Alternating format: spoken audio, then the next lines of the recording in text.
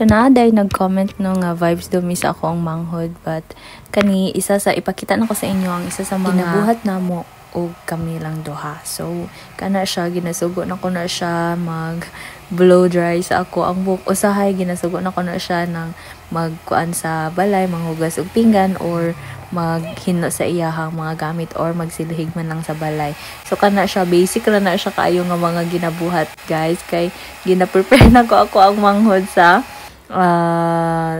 time na kanang siya na lang isa or sila na lang duha sa ako ang sa iyahang ate, sa isa niya ka ate. So kana is ginatudloan po na ko na siya nga kung paano, syempre di ba mudako man gid ang bata, so ginatudloan po na ko na siya ug unsaon pagtrato sa isa ka babae. So isa na sa ways nga ma-practice po siya kung unsaon gyud pag trato sa isa ka babae o sulod sa balay po. So dili lang kay kanang ako ang ginatudlo sa iyaha, kundi pati pud ang kanang manghinlo sa balay og sa iyahang mga gamit. So kana siya guys, kay sipat gyud kay na siya, stang liwata gyud sa ako ang papa. So diri ra ko to ang amo ang video, so follow and subscribe for more.